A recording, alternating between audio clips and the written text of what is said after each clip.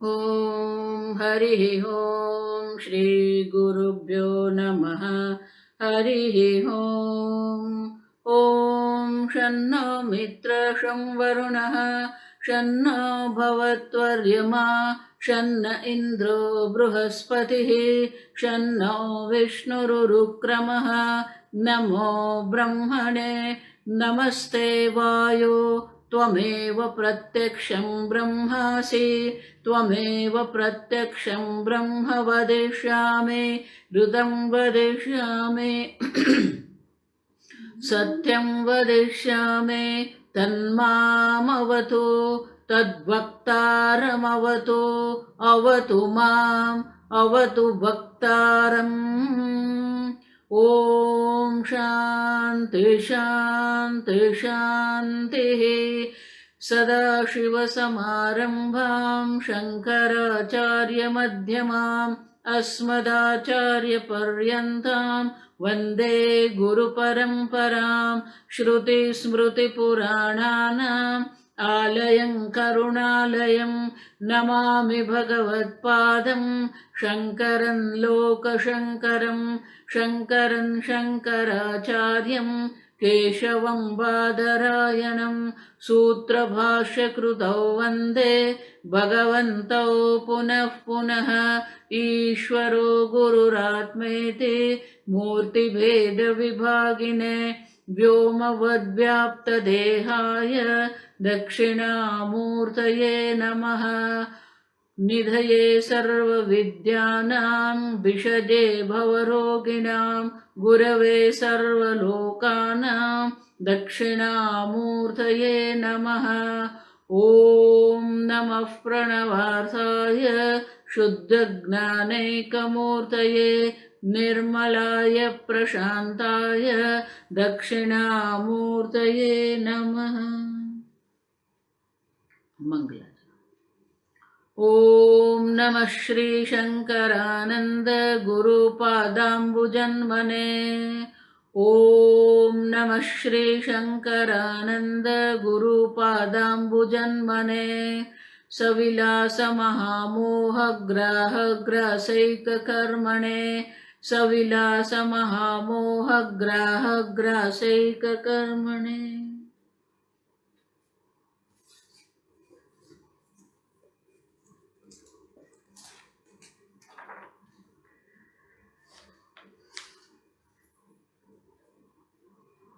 श्लोक नंबर 6। अहंतां ममतां देहे अहंतां ममतां देहे गेहादौ च करोति यः गेहादौ च करोति यः कामाद्यवस्थया भ्रान्तः कामाद्यवस्थया भ्रान्तः नासावात्मा मनोमयः नासावात्मा मनोमयः।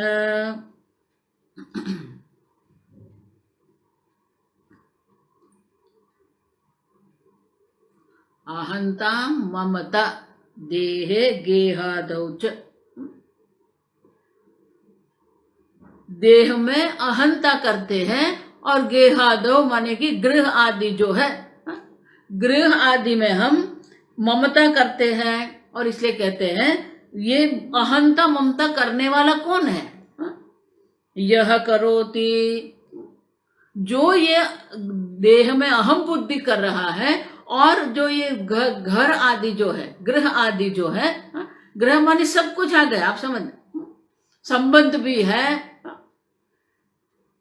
पति पत्नी संबंध सब आ गए उसमें हम ममता करते हैं और इसलिए कहते हैं गेहादौ च यह करोति कामादि अवस्थया भ्रांतः। भ्रांतः क्या क्या है वो ज्ञान नहीं है और इसलिए कहते हैं भ्रांतः कामादि अवस्थया। क्यों? कामादि अवस्था के कारण वो भ्रांत हो गया है। जहां सुख नहीं है वहां वो सुख देख रहा है। जहां कोई प्रकार से भी आपको आनंद की प्राप्ति नहीं हो सकती है वहां वो आनंद देख रहे हैं। जहां दुख नहीं है वहां वो दुख देख रहे हैं। आप समझो सुख और दुख दोनों की भ्रांति है। सुख की भी हम भ्रांति कर रहे हैं दुख की भी भ्रांति कर रहे हैं। मैं दुखी हो गया इसके कारण, मैं सुखी हो गया इसके कारण। अब समझो, सुख भी भ्रांति है, दुख भी भ्रांति ही है। ये जगत आपको कभी भी सुखी दुखी नहीं कर सकता है। फिर भी भ्रांत है, यह भ्रांत है न असौ आत्मा, वो आत्मा नहीं है। क्यों? मनोमय है, वो मनोमय है। मन और 5 ज्ञानेंद्रिय मिलके ये मनोमय कोश है। वो भ्रांत है आत्मा, उस गुहा, वो जो मनोमय रूपी गुहा है, वो मनोमय रूपी गुहा में आत्मा छुप गया है। उसी को हम आत्मा मान के चल रहे हैं, और इसीलिए अब निर्णय ये करना पड़ेगा, न असौ आत्मा मनोमय है। जो ये भ्रांति करने वाला है, जो कामादि अवस्था में बैठा हुआ है, जो अहंता ममता करने वाला जो मनोमय है, न असौ आत्मा, वो आप नहीं है। आप उनके साक्षी चैतन्य है। आपके कारण ही वो मन काम कर रहा है। केनो उपनिषद में इसलिए कहा, यन मनसा न मनुते, आप कभी भी मन का विषय नहीं हो सकते हो। ये नाहुर मनोमतम, जिसके कारण मन विचार कर रहा है, मन में वृत्ति उठ रही है, मन में निर्णय हो रहा है, तो ये किसके कारण है? आपके कारण है। तदेव ब्रह्म तुम विद्धि, जिसको मन के द्वारा जान नहीं सकते हैं, लेकिन जिनके कारण मन विचार कर रहा है, मन में वृत्ति उठ रही है, तद ब्रह्म, तो वो ब्रह्म जो है वो आप है। तदेव ब्रह्म, आप समझो। और इसलिए कहते हैं न असौ आत्मा, ये आत्मा नहीं है। जो ब्रह्म स्वरूप आत्मा है वो तो मनोमय से भिन्न है, पृथक है। देखो, इसलिए पिछले जो प्रकरण में करके गए ना, पृथक करना पड़ेगा, अपने आप को मनोमय से पृथक करना पड़ेगा। जिस प्रकार से अभिनेता जब अभिनय कर रहा है, तो जो अभिनय भिखारीपना जो है, वो भिखारी से अपने आप को अलग करके पृथक करके बैठा है। भिखारी मैं हूं, मैं भिखारी नहीं हूं। उसी प्रकार से मनोमय जो है, वो मनोमय का अधिष्ठान चैतन्य स्वरूप आत्मा आप है, लेकिन आप जो है वो मनोमय नहीं है। और इसलिए कहते हैं न असौ आत्मा, ये जो असौ मानी यह मानी कि जो अपरोक्ष आत्मा जो है, वो अपरोक्ष आत्मा कभी भी मनोमय नहीं हो सकता है। मनोमय की अस्तित्व जो है, मनोमय की स्फुरण जो है, वो आत्मा के कारण है। आत्मा ही है, आप ही है जो मन को सत्ता और स्फूर्ति प्रदान करते हैं, लेकिन आप कभी भी मनोमय नहीं है। और इसलिए कहते हैं ये निर्णय करना पड़ेगा कि काम क्रोध आदि जो अवस्था मन की है, वो मन की अवस्था आपकी नहीं है। आप समझो, मैं क्रोधी हूं, मैं कामी हूं, मैं लोभी हूं, ये अपने आप पर हम क्या करते हैं? अध्यारोप करके बैठे हैं। और इसलिए समझना पड़ेगा कि ये मन की अवस्था है, भ्रांति भी मन की अवस्था है। आप तो वो भ्रांति को भी प्रकाशित करने वाले शुद्ध चैतन्य स्वरूप आत्मा है, और इसलिए कहते हैं ये मनोमय कभी भी आत्मा नहीं हो सकता है। आगे विज्ञानमय का श्लोक है, हम पढ़ेंगे। लीना सुप्तौ वपुर्बोधे, लीना सुप्तौ वपुर्बोधे, व्याप्नुयाद आनखाग्रगा, व्याप्नुयाद आनखाग्रगा, चिच्छयोपेतधीर्नात्मा, चिच्छायोपेतधीर्नात्मा, विज्ञानमय शब्दभाग, विज्ञानमय शब्दभाग। लीना सुप्तौ वपुः बोधे, ये बुद्धि जो है, बुद्धि क्या है? जब सुषुप्ति अवस्था होती है, तो सुषुप्ति अवस्था में ये बुद्धि शांत हो जाती है।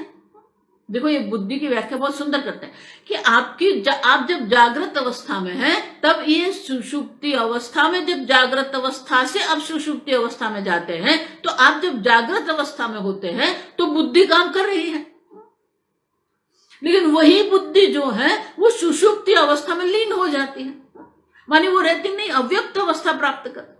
बोधे, बोधे मानी जागने के बाद। जब जागते हैं तो क्या होता है? व्याप्नुयाद आनखाग्रगा, ये बुद्धि जो है आनखाग्रगा, ये बुद्धि जो है नख शिख हम कहते हैं। नख शिख क्या है? वो पूर्णतः व्याप्त है, एक स्थान पर बुद्धि नहीं है। जब हम मन की बात करते हैं, हृदय की बात करते हैं, तो हमारा हाथ यहां जाता है। लेकिन जब बुद्धि की बात होती है, तर्क की बात होती है, समझने की बात होती है, तो हमारा हाथ यहां जाता है। लेकिन वो यहां जाता है, इसका मतलब ये नहीं कि यहां पर बुद्धि है। ये जो बुद्धि, जो विज्ञानमय कोश जिसको कहते हैं, वो संपूर्ण शरीर में व्याप्त है। और इसलिए कहते हैं वो जो है सुषुप्ति अवस्था में अपने उपादान कारण अज्ञान में लीन हो जाता है, लेकिन वही विज्ञानमय जो है जागने के बाद संपूर्ण शरीर में व्याप्त रहता है। नखशिख हम उसको कहते हैं। और इसलिए ये जो विज्ञानमय है वो कैसा है? चिच्छाया उपेत धीहि। कल मैंने बताया कि बुद्धि आपकी सात्विक है। बुद्धि सात्विक पंच महाभूत से बनी हुई है, और जहां सात्विकता होती है वहां शांति है, निर्मलता है, शुद्धि है। और इसीलिए ये आपकी बुद्धि, शुद्ध बुद्धि जो है वो दर्पण समान होती है। और इसलिए क्या होता है? चिच्छाया उपेत धीहि। दी, दी माने बुद्धि। तो ये बुद्धि जो है चिच्छाया, चैतन्य का प्रतिबिंब ये बुद्धि में पड़ता है। और ये प्रतिबिंब वाली चित्त, चैतन्य का प्रतिबिंब वाली जो बुद्धि है उसको विज्ञानमय भाग, उसको विज्ञानमय कहते हैं। बुद्धि के साथ 5 ज्ञानेंद्रियां भी हैं जो सुषुप्ति में लीन हो जाती है। जागने के बाद जो संपूर्ण शरीर में व्याप्त जो है वो जो चिदाभास उसको कहते हैं। चित्त का जो प्रतिबिंब पड़ता है उसको चिदाभास कहते हैं। तो चिदाभास वाली जो बुद्धि है उसी को विज्ञानमय कोश कहते हैं। और ये जो विज्ञानमय कोश है उसी के कारण आप चिंतन कर रहे हैं। अब देखो, लेकिन वो तो चिदाभास है, सत्य नहीं है। वो लीन भी हो जाती है, फिर वापस वो जागती भी है, तो वो आत्मा नहीं। क्यों? क्योंकि सुषुप्त अवस्था में भी आप तो है, लेकिन वहां बुद्धि लीन हो गई है। जागृत अवस्था में बुद्धि है, आप भी वहां पर है। तो अन्वय व्यतिरेक अगर हम करेंगे तो जागृत अवस्था में आप है, बुद्धि भी है। सुषुप्ति अवस्था में देखेंगे आप है लेकिन बुद्धि नहीं है। और इसीलिए जो बुद्धि जिसको हम कह रहे हैं वो बुद्धि जो है वो सुषुप्ति अवस्था में रहती नहीं है, लेकिन आप जो आत्मा, जो चैतन्य स्वरूप आत्मा है वो तो सुषुप्ति में रहता है। और इसीलिए बुद्धि जो है वो आत्मा नहीं हो सकती। अगर आत्मा बुद्धि होगा तो क्या होगा? सुषुप्ति में भी वो बुद्धि रहनी चाहिए।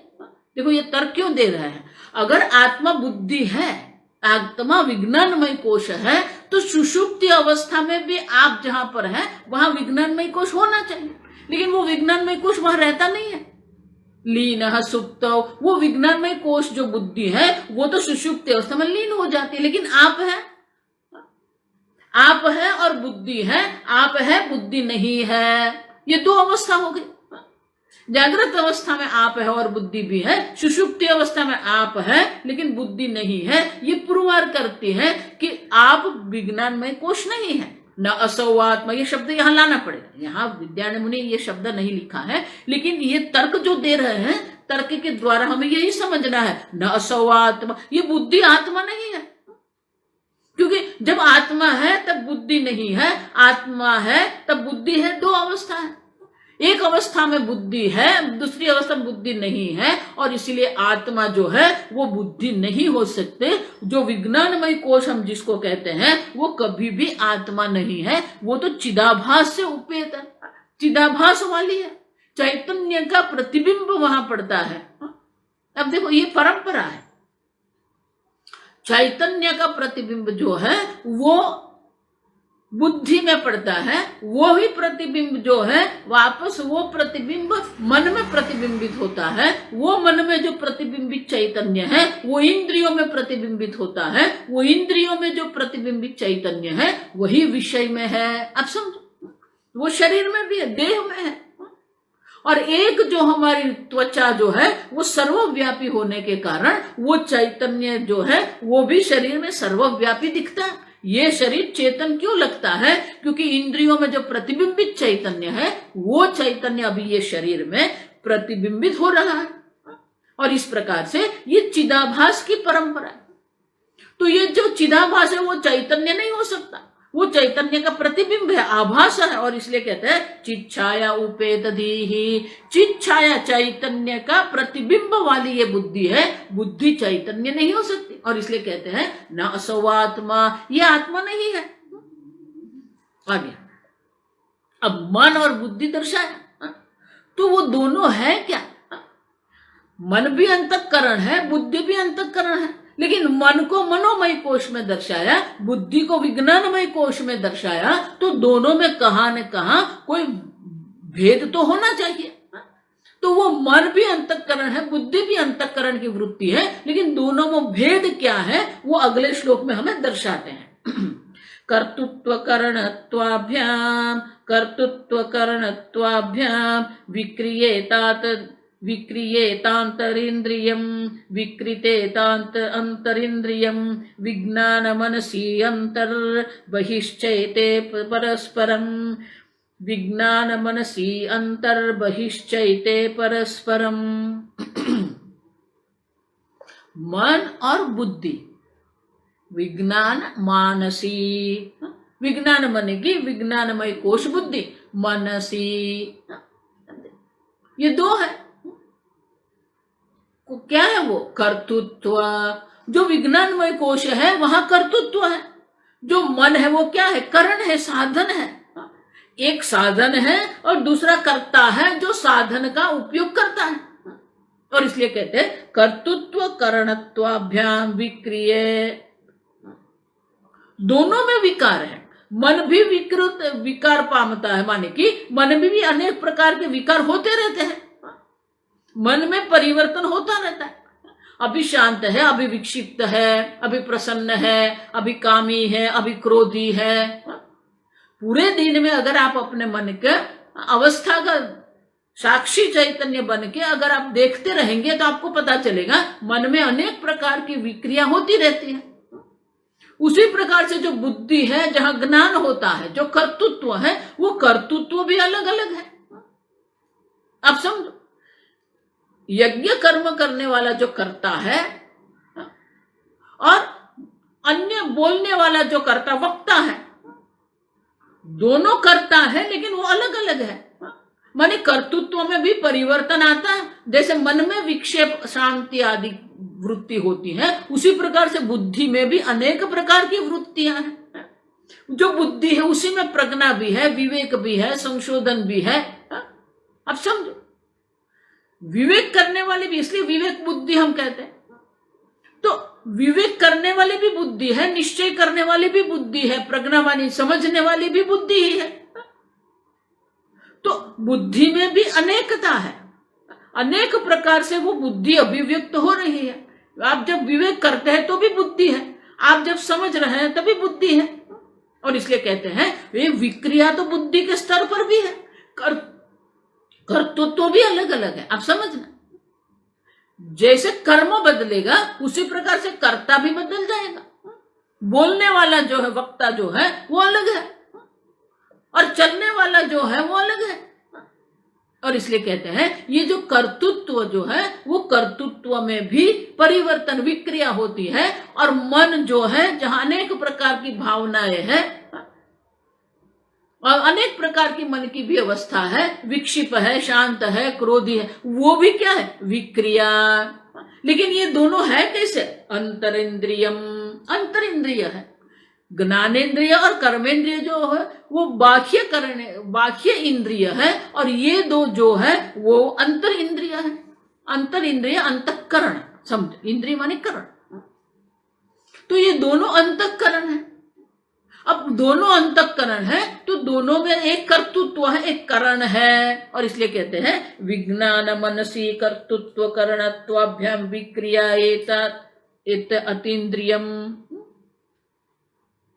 लेकिन उनमें जो भेद है वो क्या है? मंतर बहिश्चयेते परस्परम। जो विज्ञानमय कोश है वो अंदर है, अन्योंतरात्मा मनोमय।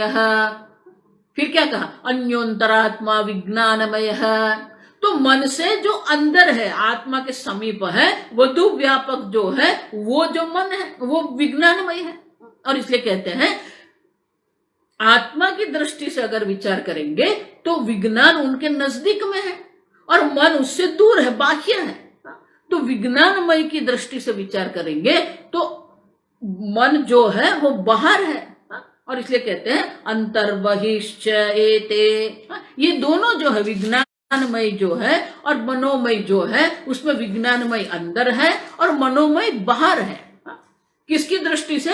आत्मा की दृष्टि से अगर हम विचार करते हैं तो आत्मा के समीप जो है वो विज्ञानमय है और आत्मा से विज्ञानमय से बाहर जो है वो मनोमय है। दोनों है तो अंतःकरण है, लेकिन एक आत्मा के समीप है, एक आत्मा से थोड़ा दूर है। एक जो है वो अनेक प्रकार की वृत्तियां वाले है, संकल्प विकल्पात्मकम मन है। आगे हम देखेंगे मन वो है जो अनेक प्रकार के संकल्प विकल्प करता रहता है। और बुद्धि क्या है? निश्चयात्मिका अंतःकरण वृत्ति ही, जो निश्चय करने वाली है वो बुद्धि है, कर्तृत्व जो है वो बुद्धि है। और इसीलिए ये दोनों अंतर और बाहर, एक मन जो है वो बाह्य है और विज्ञानमय जो है वो अंदर है। अब ये विज्ञानमय हो गया। अब आनंदमय क्या है तो आगे दर्शाते हैं। काचिद अंतर्मुखा वृत्ति ही, काचिद अंतर्मुखा वृत्ति ही आनंद प्रतिबिंब भाग, आनंद प्रतिबिंब भाग पुण्य भोगे भोग शांतो, पुण्य भोगे भोग शांतो निद्रा रूपेण लीयते, निद्रा रूपेण लीयते। बहुत सुंदर है। देखो मन साधन है, करण है, विज्ञानमय करता है। तो करण का उपयोग करके विज्ञानमय करता कर्म कर रहा है, लेकिन वो कर्म जो कर रहा है किसके लिए है? वो कर्म फल के लिए है। तो विज्ञानमय तो करता है, कर्म फल जो है वो क्या है? काचिद अंतर्मुखा वृत्ति ही, वो विज्ञानमय से भी अंतर्मुख वृत्ति ही, वो भी अंतःकरण है, लेकिन वो विज्ञानमय से भी सूक्ष्म है, विज्ञानमय से भी आत्मा के जो समीप है, अन्योंतरात्मा आनंदमय है, उससे भी जो अंदर है, उससे भी जो सूक्ष्म है वो आनंद प्रतिबिंब भाग। जो बुद्धि है वो चैतन्य को प्रतिबिंबित करती है और ये जो आनंदमय है वो आत्मा का जो आनंद स्वरूप है वो आनंद स्वरूप को अभिव्यक्त करता है और इसलिए प्रतिबिंबित करता है। इसलिए कहते हैं आनंद प्रतिबिंब भाग। और ये आनंदमय क्या है? पुण्य भोगे, पुण्य माने पाप पुण्य दोनों ही लेना है, आप समझो। तो पुण्य कर्म पाप कर्म का भोगने वाला जो है वो जो है वो आनंदमय। ये पुण्य इसलिए कहा वो आनंद शब्द है, आप समझ में। जो आनंद की जो वृत्ति मन में उठती है वो जो भोग जो है वो भोग किसके कारण है? ये आनंदमय कोश है जहां पर ये भोग वृत्ति होती है, पुण्य भोगे। तो भोग वृत्ति कहाँ होती है? ये आनंदमय में होती है। माने कि भोक्ता जो है वो आनंदमय, विज्ञान में करता है और आनंदमय जो है वो भोक्ता है। लेकिन वो कैसा है? भोग शांत। जब भोग आते हैं तो वो भोग करता है, लेकिन भोग शांत हो गया तो क्या होगा? निद्रा रूपेण लीयते, निद्रा के रूप में वो शांत हो जाता है, लीन हो जाता है।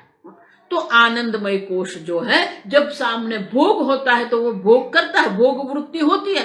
भोग नहीं है तो वो अपने आप में ही लीन हो जाता है, शांत हो जाता है। और इसीलिए ये आनंदमय कोश जो है वो आत्मा के आनंद स्वरूप को प्रतिबिंबित करता है।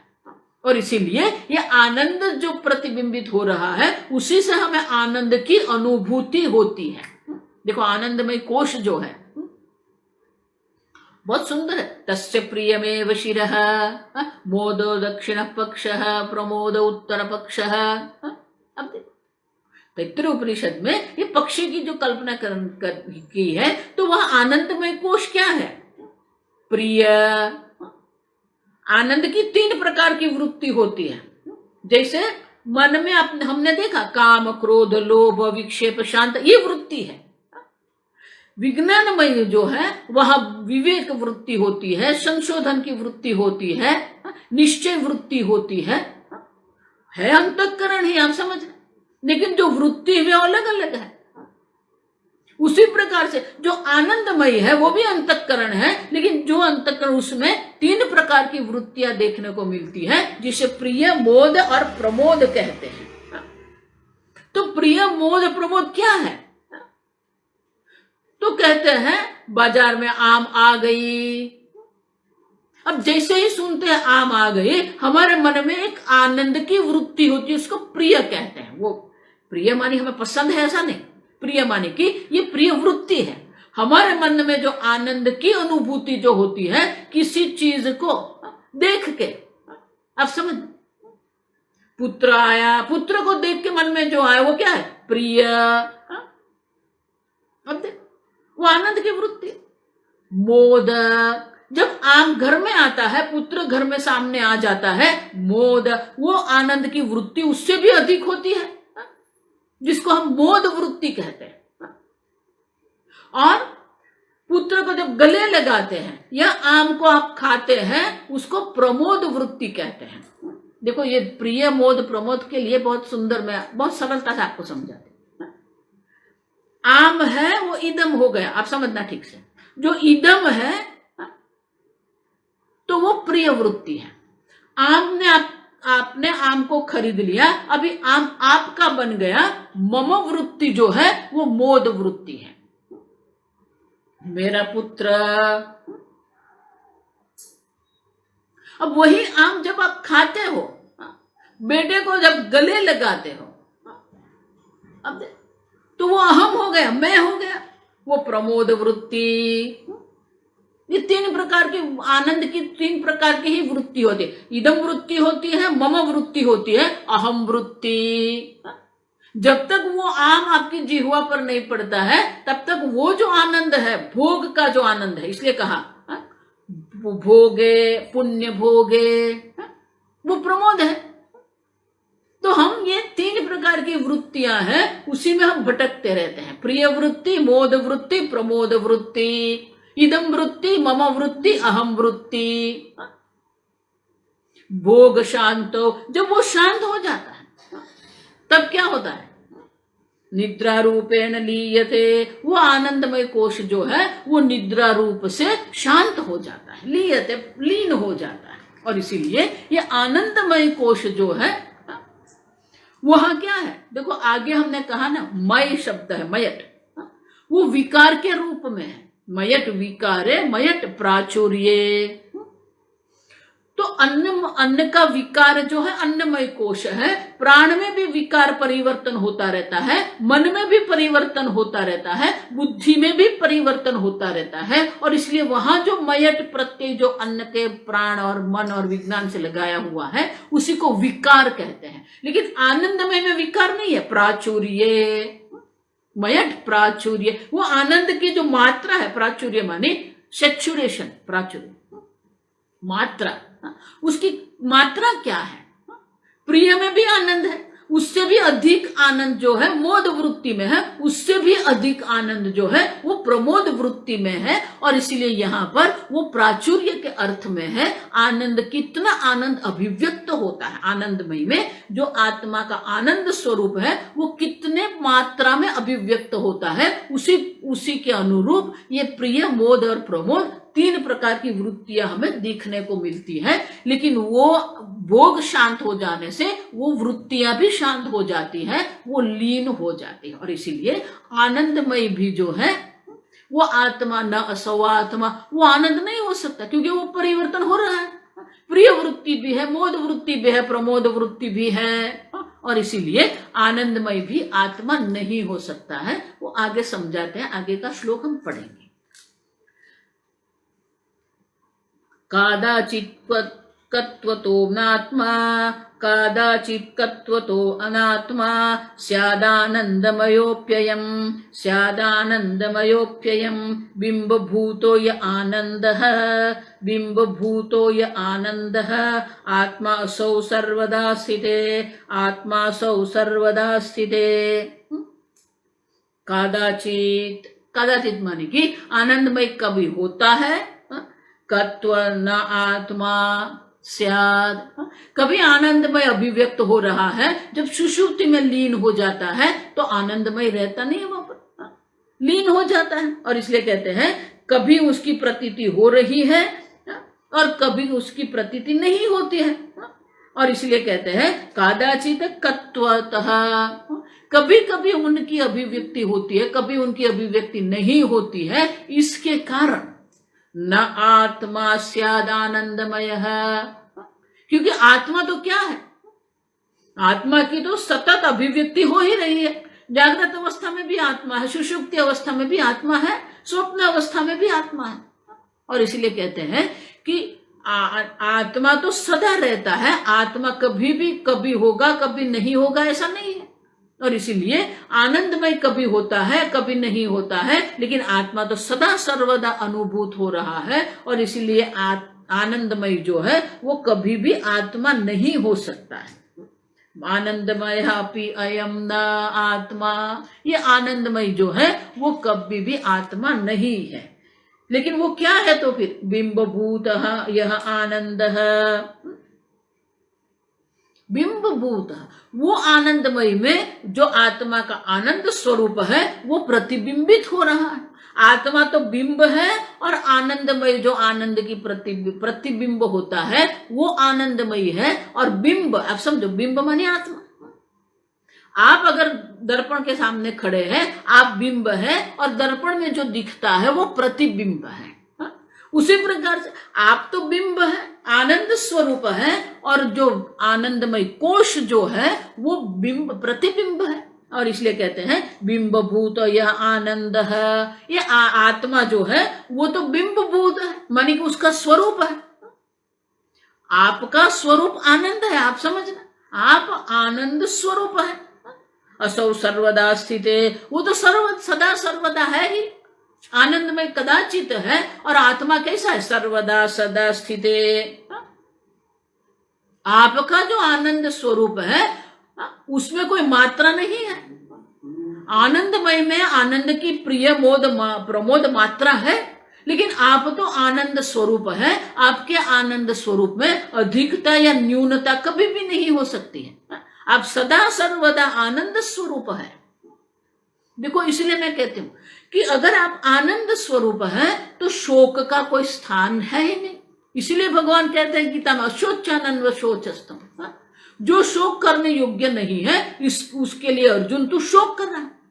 शोक का आपके जीवन में कोई स्थान है ही नहीं, आप समझना, क्योंकि आप आनंद स्वरूप है। और वो आनंद स्वरूप कैसा है, जो बिंब भूत आनंद स्वरूप आत्मा जो है सर्वदा स्थिते, सदा सर्वदा आप आनंद स्वरूप है।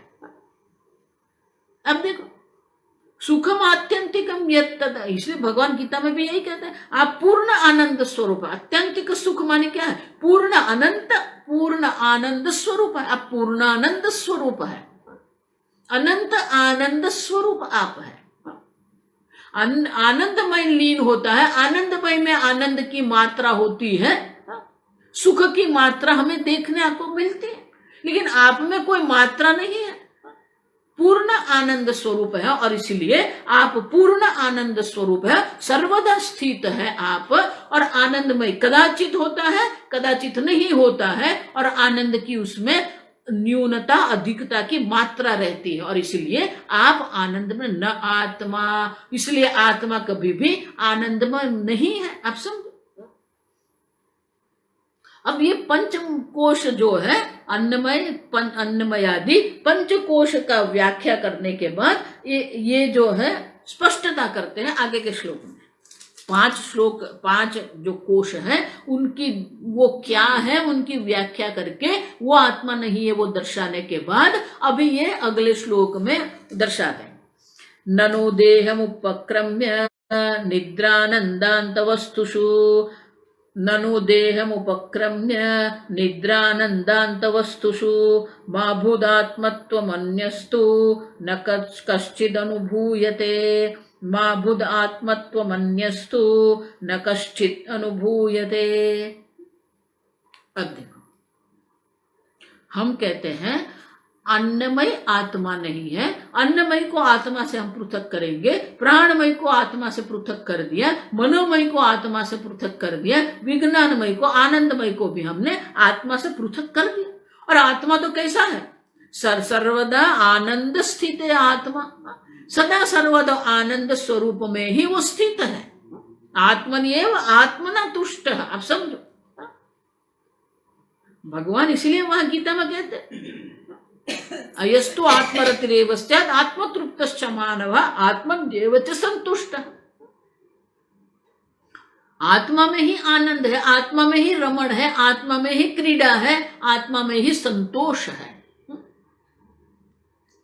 तो ये जो शून्यवादी जो है वो प्रश्न उठाता है, बहुत सुंदर बात करता है। देखो आप तर्क उनका देखो, ननु ननु माने वो एक विरोध दर्शा रहा है। देह उपक्रम्य, देह को आरंभ, देह से आरंभ करके निद्रा आनंद अंत वस्तुषु, जो निद्रा अवस्था है, जो आनंदमय कोश है, वस्तुषु मा भूत आत्मत्वम, ये जो है देह से आरंभ करके सुषुप्ति अवस्था में जो लीन होने वाला आनंदमय कोश है, वहां तक जो है मां भूत आत्मत्व अन्यस्तु, बोले वो आत्मा नहीं है। आप समझो ठीक से, देह जो है वो आत्मा। देखो ये वाक्य आप देखो, मैं हमेशा गीता वेदांत में ये कहती हूं कि आपका वाक्य जो है ना वो बहुत महत्व का रहता है। हमने ये नहीं कहा है कि देह आत्मा नहीं है, देह आत्मा है, आत्मा देह नहीं है। मनोमय आत्मा है लेकिन आत्मा मनोमय नहीं है। देखो ये अलग समझ में आना पड़ेगा। और ये क्या कह रहा है? देह उपक्रम्य निद्रानंद वस्तुषु मा भूदात्मत्वम, बोले आत्मा रूप नहीं है वो। आप कहते हो कि वो आत्मा नहीं है, वो आत्मा नहीं है, हम समझ गए, चलो मां हो गया, ठीक है। लेकिन इससे अलग क्या आत्मा की अनुभूति आपको होती है? न क्वचित कश्चित अनुभूयते अन्यस्तु, क्योंकि आप जो भी अनुभव कर रहे हैं वो अनुभव या तो जागृत अवस्था का अनुभव है, या तो सुषुप्ति अवस्था का अनुभव है, या स्वप्न अवस्था का अनुभव है। लेकिन जागृत अवस्था, स्वप्न अवस्था, सुषुप्ति अवस्था रहित अन्य आत्मा का अनुभव आपने कभी किया है? अब सब जागृत अवस्था देह जो है वो जागृत अवस्था में स्थूल देह है, अन्नमय कोश है। अब तो 5 कोश जो है भले वो आत्मा नहीं है, लेकिन ये 5 से अलग अन्य कश्चित न अनुभव, कभी आई 5 से अलग आत्मा का अनुभव आपने किया? कभी न वो अनुभूयते न कश्चित अनुभूयते। आप समझो, तो आप कैसे कह सकते हो जागृत अवस्था में सुषुप्ति अवस्था स्वप्न अवस्था नहीं है? अन्नमय है, उससे भी अन्य प्राणमय है, प्राण से भी अलग मनोमय सूक्ष्म है, पर अंतर है, अन्योंतरात्मा विज्ञानमय है, अन्योंतरात्मा आनंदमय है।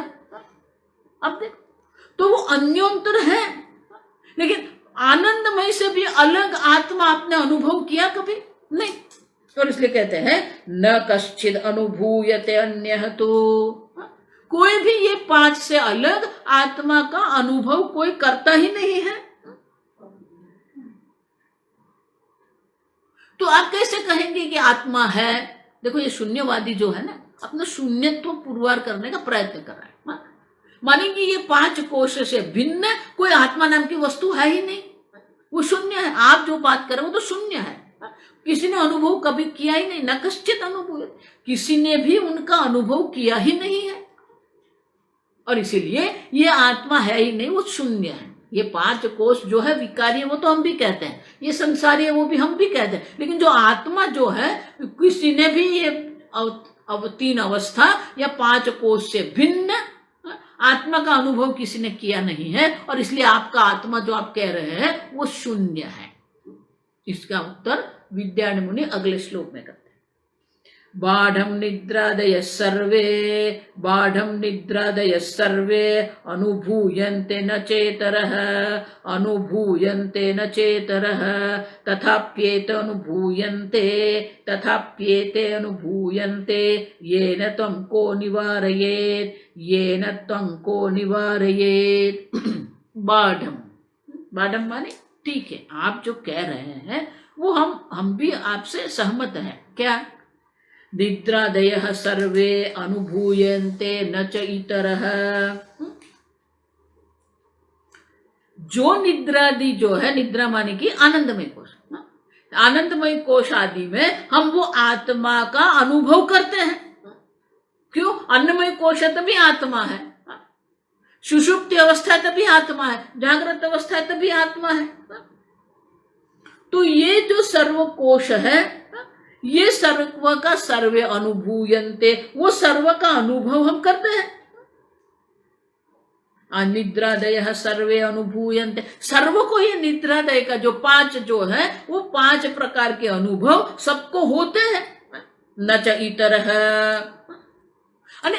और उनसे भिन्न जो है, उनसे भिन्न जो आत्मा है, उनका सीधा अनुभव किसी को नहीं होता। न च इतरः, ये आपकी बात ठीक है, सबको 5 प्रकार के कोश का अनुभव होता है।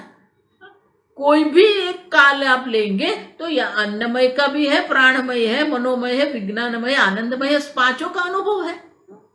लेकिन ये 5 से भिन्न अलग इतर उनका अनुभव किसी को नहीं होता, वो हम मानते हैं, स्वीकारते हैं। तथापि फिर भी एते अनुभूयन्ते, एते अनुभूयन्ते येन, लेकिन बात क्या है? देखो, इसलिए मैं कहता हूं वेदांत जो है आपका प्रश्न का सीधा उत्तर कभी नहीं देता है, अलग प्रकार से उत्तर देते हैं। इसलिए जिन लोगों को ये सीधे उत्तर की आदत पड़ जाती है ना, वो वेदांत में आके वो तो कंफ्यूज हो ही जाते हैं, दूसरों को भी वही करते हैं वो।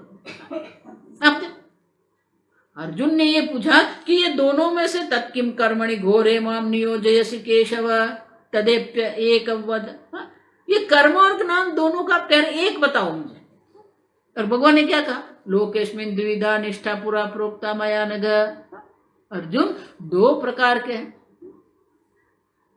2 प्रकार की जीवन शैली है। एक कर्म योग की जीवन शैली है, दूसरी ज्ञान योग, माने कि ज्ञान के प्राधान्य, ज्ञान का प्राधान्य जिसमें होता है, वो इस प्रकार की जो जीवन शैली है जिसको संन्यास कहते हैं। अब देखो, तो जो हम अनुभव है, तो यहां उत्तर जो दे रहे हैं वो अलग प्रकार से उत्तर दे रहे हैं।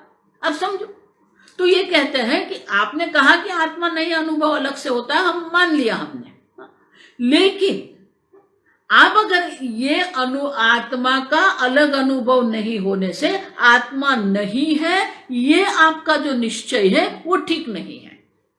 हम भी सहमत है आपसे। क्यों? एते, एते माने ये सब, ये 5, तथापि एत अनुभूयन्ते येन, जिसके कारण ये 5 का आपको अनुभव हो रहा है। तो ये 5 का हमें जिसके कारण अनुभव हो रहा है, उनको आप कैसे निवारे, माने उसका आप कैसे नकार सकते हो, आप उसका कैसे बात कर सकते हो? देखो, वो केनोपनिषद जैसा ही हो गया है। यन मनसा न मनुते, जिसको मन के द्वारा हम ग्रहण नहीं कर सकते, जिसके कारण मन विचार कर रहा है, उसी प्रकार से ये 5 में आत्मा है, ये पांचों से भिन्न आत्मा का अनुभव नहीं हो रहा है, लेकिन ये पांचों का आपको जो अनुभव हो रहा है, वो जिसके कारण ये आपको अनुभव हो रहा है, वो चैतन्य स्वरूप आत्मा आप है। और वो चैतन्य को आप कैसे बाधित कर सकते हो? आप कैसे कहते हो कि वो चैतन्य शून्य है? आप समझो, आनंदमय कोश आप जब कहते हैं तो चैतन्य वहां पर है। जिस चैतन्य के कारण आप आनंदमय की अनुभूति कर रहे हैं, जिस चैतन्य के कारण आप विज्ञानमय कर्तृत्व की अनुभूति कर रहे हैं, जिस चैतन्य के कारण आप करण मन का अनुभव कर रहे हैं, अब देखो, तो ये सब जो आनंद की अनुभूति है, ये सब जो कर्तृत्व की अनुभूति है, किसके कारण है? चैतन्य के कारण है। चैतन्य है तो ये सब है। और इसलिए कहते हैं ये न अनुभूयन्ते, ये माने ये पांचों का अनुभव जिसके कारण हो रहा है, वो आत्मा का आप कभी भी निराकरण नहीं कर सकते हैं। आप उसको नकार नहीं सकते, उसको शून्य नहीं कह सकते हैं। वो चैतन्य के कारण ही सब है। आप समझ? और इसीलिए ये भले आनंदमय हम कहेंगे, निद्रा अवस्था में आनंद है, जागृत अवस्था में भी आनंद की अनुभूति है, तो ऐसा नहीं है एक अवस्था में एक कोश है। आप ठीक से समझते हैं, जागृत अवस्था में पांचों कोश है।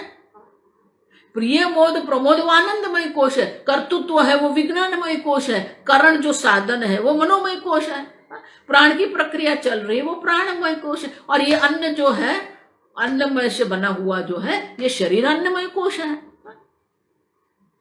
पांचों है वहां पर, लेकिन जिसके कारण ये पांच दिख रहे हैं, जिसके कारण ये पांच प्रवृत्त हो रहे हैं, वो चैतन्य को आप कभी बाधित नहीं कर सकते। अब समझो ठीक से, प्राण चल रहे हैं किसके कारण? देखो प्रश्नोपनिषद में यह है कि ये उपाधि की दृष्टि से सर्वश्रेष्ठ कौन है? प्राण है। लेकिन प्राण भी जो है वो तो विकारी है, 5 प्रकार के प्राण है। तो क्या प्राण जो है वो स्वतंत्र है? नहीं, चैतन्य आत्मा के कारण ही ये प्राण चल रहे हैं, चैतन्य आत्मा के कारण ही मन में वृत्ति उड़ रही है, चैतन्य आत्मा के कारण ही बुद्धि में कर्तृत्व है। और इसलिए कहते हैं जो चैतन्य स्वरूप आत्मा है उनको आप उनका निवारण आप नहीं कर सकते हैं, उसको आप निगेट नहीं कर सकते हो।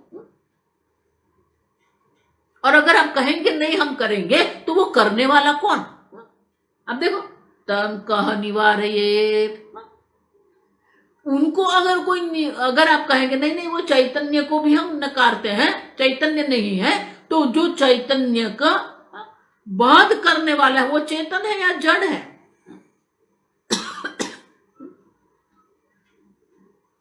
जड़ चैतन्य का बाध नहीं कर सकता, और चैतन्य अपने आप का बाध नहीं कर सकता है।